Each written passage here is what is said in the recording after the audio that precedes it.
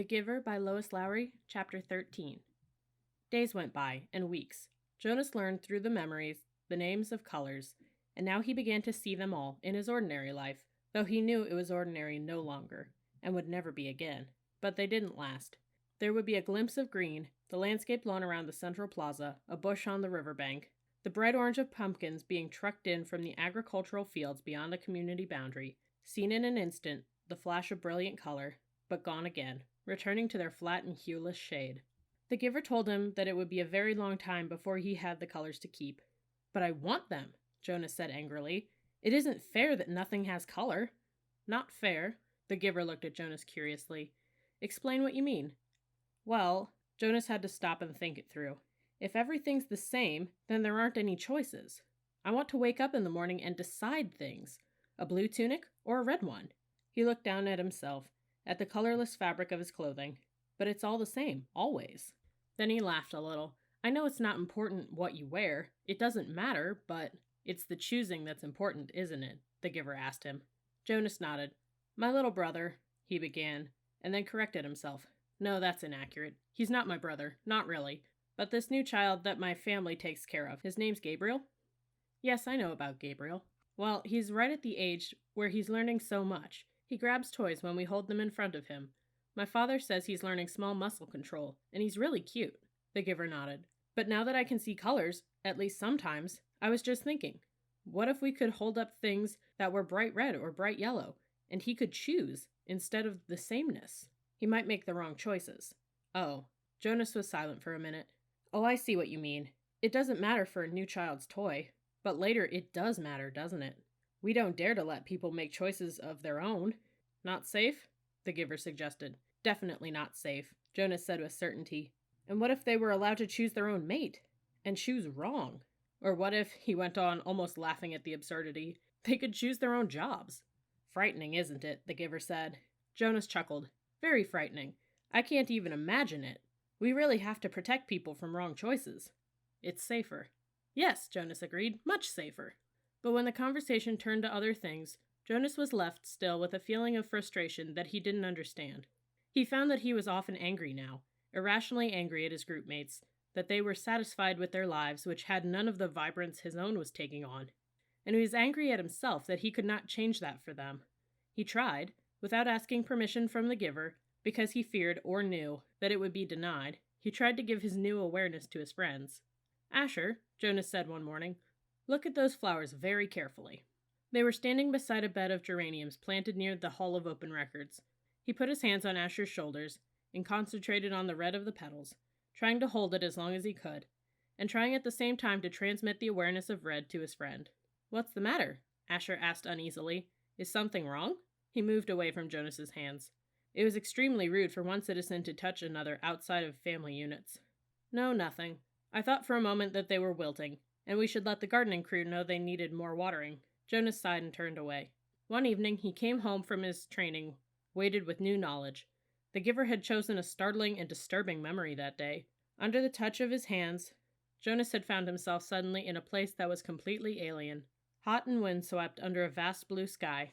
There were tufts of sparse grass, a few bushes and rocks, and nearby he could see an area of thicker vegetation, broad, low trees outlined against the sky. He could hear noises, the sharp crack of weapons. He perceived the word guns. And then shouts and an immense crashing thud as something fell, tearing branches from the trees. He heard voices calling to one another. Peering from the place where he stood, hidden behind some shrubbery, he was reminded of what the Giver had told him, that there had been a time where flesh had different colors. 2 of these men had dark brown skin. The others were light. Going closer, he watched them hack the tusks from a motionless elephant on the ground and haul them away, spattered with blood. He felt himself overwhelmed with a new perception of the color he knew as red. When the men were gone, speeding toward the horizon in a vehicle that spit pebbles from its whirling tires, one hit his forehead and stung him there. But the memory continued, though Jonas ached now for it to end. Now he saw another elephant emerge from the place where it had stood hidden in the trees. Very slowly it walked to the mutilated body and looked down. With its sinuous trunk it stroked the huge corpse. Then it reached up, broke some leafy branches with a snap, and draped them over the mass of torn thick flesh. Finally, it tilted its massive head, raised its trunk, and roared into the empty landscape. Jonas had never heard such a sound, It was a sound of rage and grief, and it seemed never to end. He could still hear it when he opened his eyes and lay anguished on the bed where he received the memories. It continued to roar into his unconscious as he pedaled slowly home. "Lily," he asked that evening when his sister took her comfort object, the stuffed elephant, from the shelf, "did you know that once there really were elephants? Live ones?" She glanced down at the ragged comfort object and grinned. "Right," she said skeptically. "Sure, Jonas." Jonas went and sat beside them while his father untied Lily's hair ribbons and combed her hair. He placed one hand on each of their shoulders. With all of his being, he tried to give each of them a piece of the memory, not of the tortured cry of the elephant, but of the being of the elephant, of the towering immense creature, and the meticulous touch with which it had tended its friend at the end. But his father had continued to comb Lily's long hair, and Lily, impatient, had finally wriggled under her brother's touch. "Jonas," she said, "you're hurting me with your hand."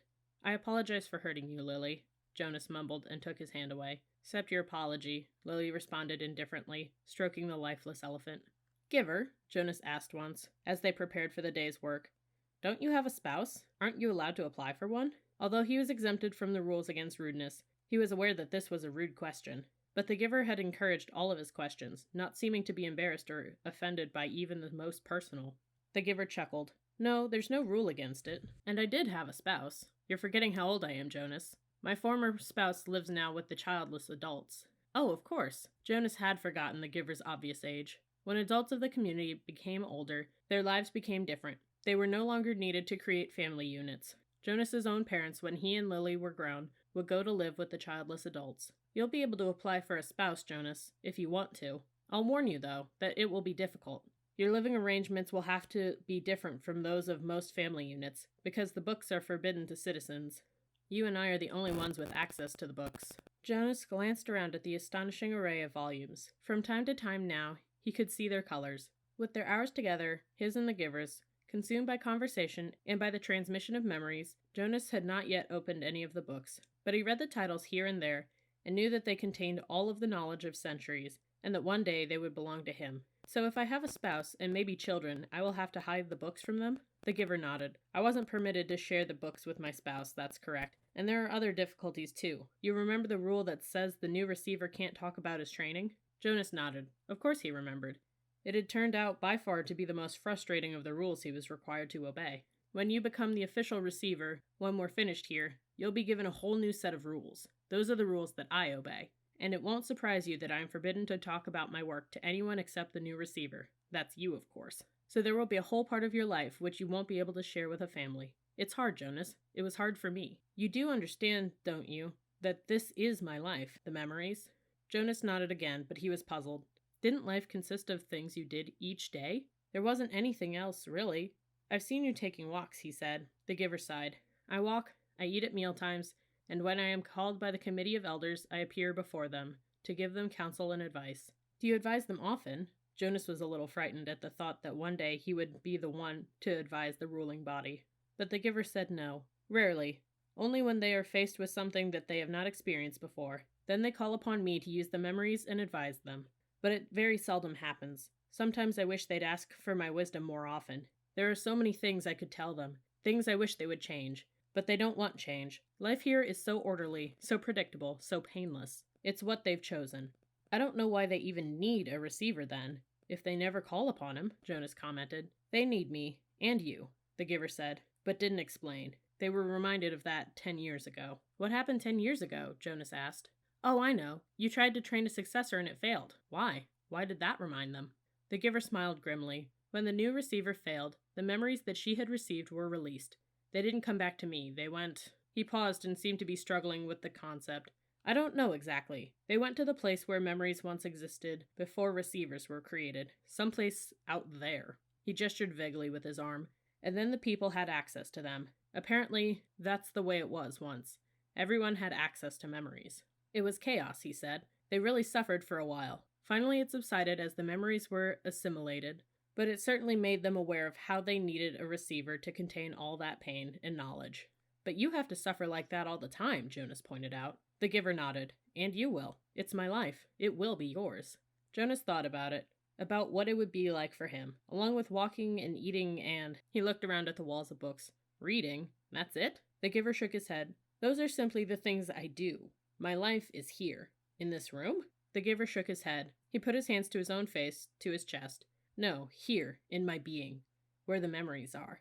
My instructors in science and technology have taught us about how the brain works, Jonas told him eagerly. It's full of electrical impulses. It's like a computer. If you stimulate one part of the brain with an electrode, He stopped talking. He could see an odd look on the giver's face. They know nothing, the giver said bitterly. Jonas was shocked. Since the first day in the annex room, they had together disregarded the rules about rudeness, and Jonas felt comfortable with that now. But this was different, and far beyond rude. This was a terrible accusation. What if someone had heard? He glanced quickly at the wall speaker, terrified that the committee might be listening, as they could at any time. But as always during their sessions together, the switch had been turned to off. Nothing? Jonas whispered nervously. But my instructors. The giver flicked his hands as if brushing something aside. Oh, your instructors are well trained. They know their science facts. Everyone is well trained for his job. It's just that, without the memories, it's all meaningless. They gave that burden to me, and to the previous receiver, and the one before him, and back and back and back, Jonas said, knowing the phrase that always came. The giver smiled, though his smile was oddly harsh. That's right, and next it will be you, a great honor. Yes, sir, they told me that at the ceremony, the very highest honor. Some afternoons the giver sent him away without training. Jonas knew, on days when he arrived to find the giver hunched over, rocking his body slightly back and forth, his face pale, that he would be sent away. Go, the giver would tell him tensely. I'm in pain today. Come back tomorrow. On those days, worried and disappointed, Jonas would walk alone beside the river. The paths were empty of people except for the few delivery crews and landscape workers here and there. Small children were all at the child care center after school, and the older ones busy with volunteering hours or training. By himself, he tested his own developing memory. He watched the landscape for glimpses of the green that he knew was embedded in the shrubbery. When it came flickering into his consciousness, he focused upon it, keeping it there, darkening it, holding it in his vision as long as possible, until his head hurt, and he let it fade away. He stared at the flat, colorless sky, bringing blue from it and remembering sunshine until finally, for an instant, he could feel warmth. He stood at the foot of the bridge that spanned the river, the bridge that citizens were allowed to cross only on official business. Jonas had crossed it on school trips, visiting the outlying communities, and he knew that the land beyond the bridge was much the same, flat and well-ordered, with fields for agriculture. The other communities he had seen on visits were essentially the same as his own. The only differences were slightly altered styles of dwellings, slightly different schedules in the schools. He wondered what lay at the far distance where he had never gone. The land didn't end beyond those nearby communities. Were there hills elsewhere? Were there vast wind-torn areas, like the place he had seen in memory, the place where the elephant died? Giver, he asked one afternoon following a day when he had been sent away, what causes your pain? When the giver was silent, Jonas continued. The chief elder told me at the beginning that the receiving of memory causes terrible pain, and you described for me that the failure of the last new receiver released painful memories to the community. But I haven't suffered, Giver, not really. Jonas smiled. Oh, I remember the sunburn you gave me on the very first day, but that wasn't so terrible. What is it that makes you suffer so much? If you gave some of it to me, maybe your pain would be less. The giver nodded. Lie down, he said. It's time, I suppose. I can't shield you forever. You'll have to take it all on eventually. Let me think, he went on, when Jonas was on the bed, waiting, a little fearful. All right, the giver said after a moment. I've decided. We'll start with something familiar. Let's go once again to a hill and a sled. He placed his hands on Jonas's back.